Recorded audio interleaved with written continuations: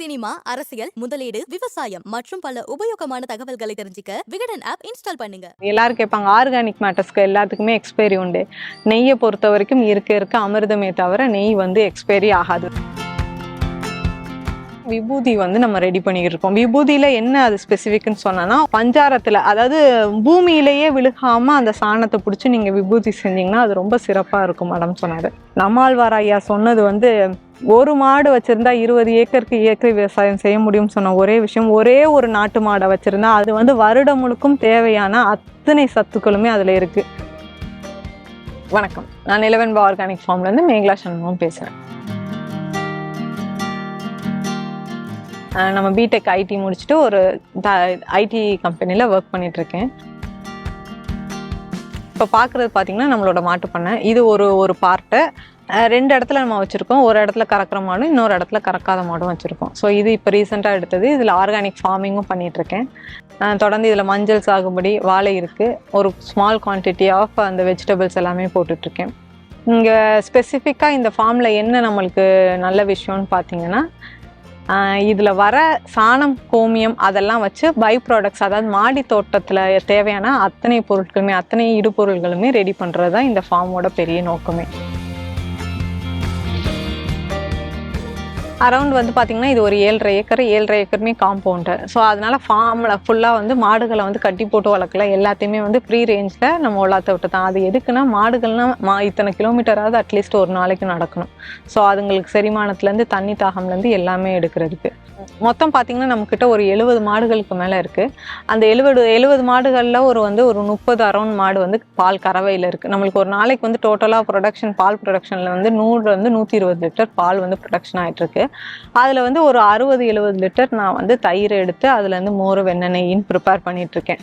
மீதி ஒரு 40-50 லிட்டர் நம்மளுக்கு அரௌண்டில் கொடுத்துட்ருக்கேன் பாலாக. ஒரு பண்ணை லாபகரமாக போகணும்னா கண்டிப்பாக வெறும் அதை பால் உற்பத்தி பண்ணி அந்த பால்லேருந்து வரதை மட்டும் நம்ம செஞ்சோன்னா அதில் உற்பத்தி என்னென்னா அதோட காஸ்ட்டு, தீவன செலவு ப்ளஸ் ஆட்கூலி. இந்த ஃபார்முக்கே ஒரு 3 ஃபேமிலி இருக்கிறாங்க. 45,000 அரௌண்ட் 50,000 கொடுக்குறோம். அதுக்கப்புறம் பார்த்திங்கன்னா மாடுகளுக்கு தீவனம் எல்லாம் பார்த்திங்கன்னா அரௌண்ட் 2 lakhs அந்த மாதிரி நம்மளுக்கு ஆகுது. எல்லா 70 கவுஸையுமே நம்ம மெயின்டைன் பண்ணுறதுக்கு ஆகுது.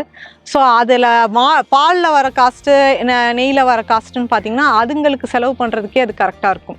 அதை தவிர்த்து நம்ம அந்த சாணம், கோமியம் அதை வச்சு செய்யக்கூடிய பை ப்ராடக்ட்ஸ், மாடி தோட்டத்துக்கு தேவையான அத்தனை பொருட்களுமே அதில் பார்த்திங்கன்னா கவுடங் பவுடர் ஆகட்டும், கனஜீவாமிர்தம் ஆகட்டும், கோமியம் ஆகட்டும், 5 இலை கசாயம், 10 இலை கசாயம், புளிச்சமோர், அதுக்கப்புறம் பார்த்திங்கன்னா மீன் அமிலம், அந்த மாதிரி பஞ்சகாவியா ஸ்பெசிஃபிக்காக பார்த்திங்கன்னா நம்ம பஞ்சகாவியால் பெலோனா ப்ரொசீஜர் செய்கிற நெய் ஊற்றி தான் நம்ம பஞ்சகாவியா செய்கிறோம். வெளியே எப்படி செய்கிறாங்கன்னு தெரியாது.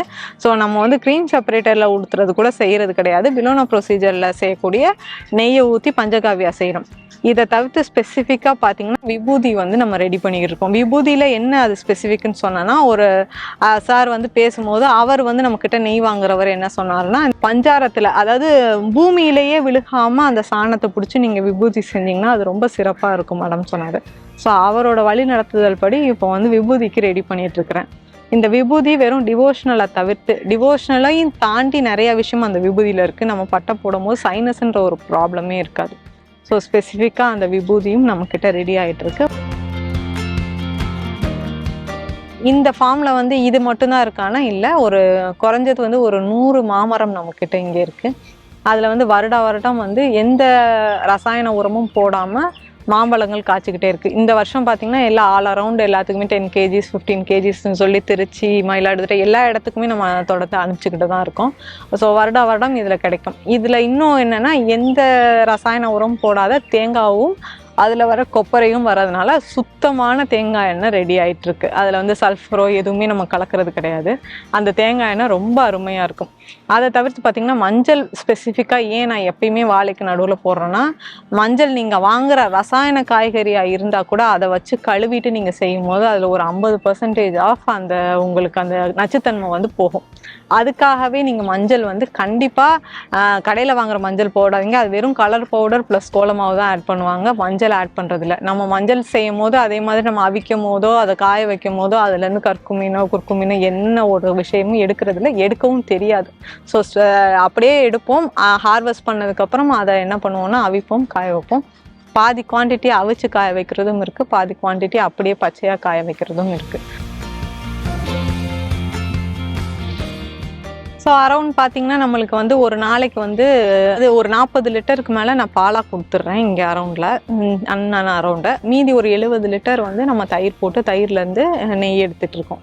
நெய்யாக மட்டும் தான் கொடுக்குறீங்களான்னு கேட்டால் நெய்யாக மட்டும் கொடுக்குறதில்ல, நம்ம என்ன பண்ணுறோன்னா வெண்ணெயாக கேட்டால் கொடுக்குறோம். நிறையா பேர் சொல்கிற கம்ப்ளைண்ட்டு, நாங்கள் நிறையா இடத்துல கேட்குறோம் வெண்ணெய் கொடுக்க மாட்டேன்றாங்க, நெய் தான் கொடுக்குறேன்னு சொல்கிறாங்க. அப்படி கிடையாது சார், கிடையாது. நம்ம வெண்ணெயாக கேட்டாங்கன்னா ஃபஸ்ட்டு ப்ரிஃபரன்ஸ் அவங்களுக்கு தான் நம்ம வெண்ணெயாக கொடுக்குறது. நீங்கள் காய்ச்சும் போது அதோட ஸ்மெல்லும் அதோட தரமும் தெரிஞ்சதுனால ரிப்பீட்டட் கஸ்டமர்ஸாக ஆவாங்க ஃபஸ்ட்டு.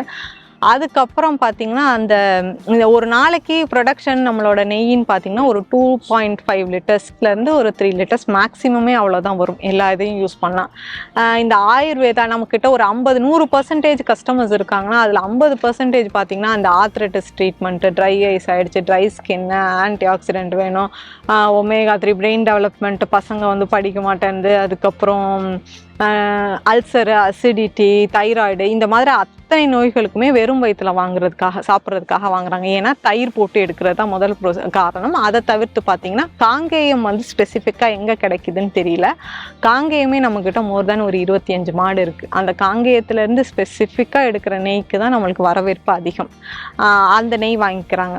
ஸோ இந்த நெய் வந்து மொத்தமே நம்மளுக்கு பார்த்திங்கன்னா ஒரு 2-3 லிட்டர் ஆகும்போது ஒரு மாதத்துக்கே நம்மளால் ப்ரொடக்ஷன் வந்து 100 லிட்டர் தான் ஆகும். நெய்க்கு வந்து லைஃப் ஸ்பேன்றது அதிகம். அதே மாதிரி அதுக்கு எக்ஸ்பைரின்னு ஒன்று கிடையவே கிடையாது. எத்தனை நாள் நெய் இருந்தாலும், எத்தனை வருடங்கள் நெய் இருந்தாலும் எக்ஸ்பைரி கிடையாது. எல்லோரும் கேட்பாங்க ஆர்கானிக் மேட்டர்ஸ்க்கு எல்லாத்துக்குமே எக்ஸ்பைரி உண்டு. நெய்யை பொறுத்த வரைக்கும் இருக்க அமிர்தமே தவிர நெய் வந்து எக்ஸ்பைரி ஆகாது. ஸோ அதுதான் ஃபஸ்ட்டு ஒரு உந்துதல் நெய் எடுக்கிறதுக்கு. அதுக்கப்புறம் நெய்யிலே என்ன ஸ்பெஷாலிட்டின்னு பார்த்தோன்னா, நீங்கள் மற்ற பிராண்ட் எடுக்கும் போது எல்லாமே வந்து இந்த க்ரீம் செப்பரேட்டரில் பச்சைப்பாலில் எடுக்கிற கான்செப்டில் எடுத்தாங்க. அப்போ நான் என்ன பண்ணேன், ஸ்பெசிஃபிக்காக வந்து இந்த பிலோனா ப்ரொசீஜரில் எடுக்கணும்னு முடிவு பண்ணேன். ஏன் அந்த பிலோனா ப்ரொசீஜர்னால் அது மட்டும்தான் நெய். திரும்ப சொல்கிறேன், பிலோனா ப்ரொசீஜரில் எடுத்து வெண்ணெயிலேருந்து எடுக்கிற நெய் மட்டுமே நெய், மற்றது எல்லாமே கொழுப்பு. ஸோ இதை சாப்பிடும் போது உங்களுக்கு எந்த ஒரு ப்ராப்ளமே வராது. நிறைய பேர் இந்த ஆடையை எடுத்து வச்சு செய்கிறது, மேலே இருக்க தயிரை வலிச்சு வச்சு செய்கிறது, 4 நாள் 5 நாளாக ஒன்றா சேர்த்து செய்கிறது, இந்த மாதிரி எந்த விஷயமுமே அதில் ஒர்க் அவுட் ஆகாது. ஒரு நாளைக்கு 2.5 லிட்டர் ப்ரொடக்ஷன் ஆகுதுன்னா 2.5 லிட்டருமே என்னால் செல் பண்ண முடியுமானா முடியல. ஒரு லிட்டர் அந்த மாதிரி விதத்தில் தான் செல் பண்ண முடியுது. ஆனால் எனக்கு என்னென்னா ஒரு நாளைக்கு 2.5 லிட்டர் ப்ரொடக்ஷன்ன்றது வந்து 8 கோடி பேர் மக்களில் வந்து என்னால் ஒரு 100 லிட்டர் ஒரு மாதத்துக்கு விற்க முடியலன்னா அப்புறம் நாட்டு மாடை காப்பாற்றணும்னு நம்ம சொல்கிறதுலையே அதில் ஒரு அர்த்தம் இல்லைன்னு தான் நினைக்கிறேன். பராமரிப்புன்னு பார்த்தீங்கன்னா இந்த சைடில் இங்கே வந்து விட்டுருக்கிறது எல்லாமே ஃப்ரீ ரேஞ்சில் தான் சார் விட்டுருக்கோம். ஃப்ரீ ரேஞ்சில் விட்டிங்கன்னா அது ஆட்டோமேட்டிக்காக போகும், மேயும். அங்கங்கே நாங்கள் பள்ளம் வெட்டி வச்சுருக்கோம், தண்ணி தேங்கி இருக்கிறதுக்கு, அங்கங்கே குடிக்கும் வரும். ஈவினிங் டைமில் லைட் போட்டு ஆட்டோமேட்டிக்காக எல்லாம் வரும். அது எல்லாமே எடுத்து நம்ம வந்து ஷெட்டில் கட்டிடுவோம். அந்த வர சாணத்தை எடுத்து பார்த்திங்கன்னா அந்த சாணி பவுடருக்கு, அதுக்கப்புறம் கனஜீவாமிர்தம், அந்த மாதிரி விஷயங்கள் செய்கிறதுக்கு, இப்போ விபூதிக்கு பிடிக்கிறதுக்கு எல்லாமே யூஸ்ஃபுல்லாக இருக்கும் ஷெட்டுக்குள்ளே கட்டினா. மற்றபடி வைக்கோல், புல் ரெண்டுமே வெளியே தான் வாங்கிக்கிட்டு இருக்கோம். வைக்கோல் வந்து வாங்கி எப்பயுமே நம்ம ஸ்டோர் பண்ணிக்கிறது. புல் வந்து ஒரு நாள் விட்டோ ஒரு 2 நாள் விட்டோ நம்மளுக்கு வந்து பெரியபாளையம் தாண்டி வந்துக்கிட்டு இருக்கு. ஒரு டன் வந்து 4000 ருபீஸுன்னு நம்மளுக்கு வந்துட்டுருக்கு. நம்ம அதை வாங்கி கொடுத்துட்ருக்கோம். பொதுவாகவே பார்த்தீங்கன்னா நாட்டு மாடுன்றதுக்கு நோய் தாக்குதலே இருக்காது சார். இப்போ நீங்கள் ஹெச்எஃப் அதெல்லாம் பார்த்தீங்கன்னா திடீர்னு ஹார்ட் அட்டாக்ல சாகுது, அது சாகுது, இது சாகுது. நல்லா இருக்கும், முந்தின நாள் வரைக்கும் நல்லாயிருக்கும். ஒரு காய்ச்சலை கூட அது நல்லா தாங்காது. அது ஹெச்எஃப்பாக இருக்கட்டும், ஜெர்சி ஆகட்டும், சிந்துவாக இருக்கட்டும். இதுகளை பொறுத்த வரைக்கும் நீங்கள் ஷெட்டே இல்லைனாலும் அது எந்த ஒரு பிரச்சனையும் கொடுக்காது. அதுவாக வளரும். வெயில், மழை எல்லாத்தையும் தாங்கக்கூடிய கெப்பாசிட்டி இருக்குது. இன்னும் நம்மளோட காங்கேயத்துக்கெல்லாம் வரதுக்கு வாய்ப்பே கிடையாது. காங்கேயத்தை பொறுத்த வரைக்கும் எந்த ப்ராப்ளமுமே கொடுக்காது. ஸோ ஸ்பெசிஃபிக்காக பார்த்திங்கன்னா பால் அதிகமாக கறக்கிற மாட்டுகளுக்கு வந்து அந்த மடிவீக்கம் வரும். அது கை வைத்தியம் நம்ம செய்கிறது இருக்குது. இதை தவிர்த்து கோமாரி வரும். அந்த கோமாரி நோய்களுக்கும் நம்ம வந்து முன்னாடியே வருமுன் காப்பது சிறந்ததுன்ற மாதிரி அதுக்கு சில விஷயங்கள் எல்லாமே மருத்துவம் எல்லாமே செஞ்சிட்டோம். இதை தவிர்த்து பார்த்திங்கன்னா அதுகளை குளிக்க வைக்கிறதுலேருந்து எல்லாமே, ஏன்னா ஷெட்லேருந்து டெய்லி காலையில் வெளியே வரும்போதே அதை குளிப்பாட்டி தான் அனுப்புவோம். அப்படி செஞ்சாலே வந்து அதுங்களுக்கு நல்ல நோய் தொற்று இல்லாமலே இருக்கும். அப்புறம் நம்மளுக்கு நிறைய கால்ஸ் வருது பார்த்தீங்கன்னா, கண்ணுக்குட்டி வேணும் அப்படின்னு தான் கால்ஸ் வருது சார். அது கால்ஸ் எல்லாமே பார்த்தீங்கன்னா எல்லாரும் என்ன நினைக்கிறாங்கன்னா, கண்ணுக்குட்டி 5000க்கு 2000க்கு ஆட்டுக்குட்டி கூட கிடைக்காது, ஒரு நாட்டுக்கோழி கூட 1000 ரூபா வந்துருச்சு. ஸோ கண்ணுக்குட்டி வேணும்னா அதுக்குன்னு உள்ள நம்மளோட ப்ரீடுன்றது வந்து அட்லீஸ்ட் ஒரு 20-25,000க்கு மேலே தான் ஆகும்.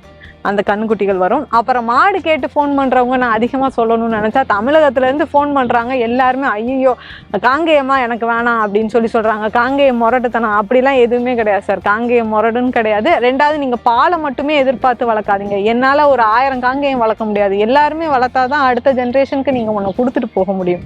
வெறுமனே ஒரு 10 நீங்கள் காங்கிரேஜ் வச்சுருக்கீங்கன்னா ஒரு காங்கேயம் வளர்க்கலாமே, ஒன்றும் தப்பு கிடையாதுல்ல. இப்போ பார்த்தீங்கன்னா எல்லாருமே நிறைய இடத்துல யூடியூப் சேனலில் போடுறாங்க 5 லட்சம் லாபம் 6 லட்சம் லாபம்னு. தெரியல அது எந்த விதத்தில் அவங்க சொல்கிறாங்கன்னு சொல்லிட்டு. ஸ்டில் வந்து என்னோட காசை போட்டு தான் ரன் பண்ணிகிட்ருக்கேன். இதுதான் உண்மை. எதனால் அப்படின்னு சொன்னீங்கன்னா, இப்போவும் திரும்பவும் சொல்கிறேன், வெறும் பாலை மட்டும் நான் உற்பத்தி பண்ணி அதில் ப்ரொடக்ஷன் பண்ணுறதுனால எனக்கு முழு லாபம் வருமானு தெரியாது. ஏன்னா நான் மாடுகளையும் நல்லா பார்த்துக்கணும். அதுக்கும் செலவு பண்ணால் மட்டுமே தான் அதுங்க நல்லா இருக்கும். அதுங்க நல்லா இருந்தால் தான். இதில் கண்ணுக்குட்டி ஒரு சைடில் ஒரு லாபமாக வரும். அதாவது ஒரு கண்ணுக்குட்டி போட்டுச்சுன்னா அது வளர்றதுக்குள்ளே அது ஒரு மாடாக, இப்போ ஸ்டார்டிங்கில் வாங்கிக்கிட்டு இருந்த மாதிரியே இப்போ நானும் பெரிய மாடு வாங்கிக்கிட்டே 90,000 1 லட்சமோ இன்வெஸ்ட் பண்ணிக்கிட்டே இருக்கிறதில்ல. ஸோ ஒரு 3-4 வருஷம் நீங்கள் ரன் பண்ணாலே ஆட்டோமேட்டிக்காக அந்த 4வது வருஷத்தில் ஃபஸ்ட்டு மாடு வாங்கின கண்ணுக்குட்டி பருவத்துக்கு வந்துடும். பருவத்து வந்து குட்டி போட ஆரம்பிச்சிடும். அது உங்களுக்கு ஒரு லாபமாக வரும். அடுத்தது பார்த்திங்கன்னா, நம்ம மாடி தோட்டத்தில் இருக்கிறவங்க மனசு வச்சாங்கன்னா, இது அடுத்த இன்டர்வியூ நான் கொடுக்கும்போது எனக்கு லட்சங்களில் லாபம்னு சொல்ல முடியும். அந்த அளவுக்கு இது வந்து கண்டிப்பாக ஒரு பெரிய வரவேற்பு உள்ளதாக இருக்கும்.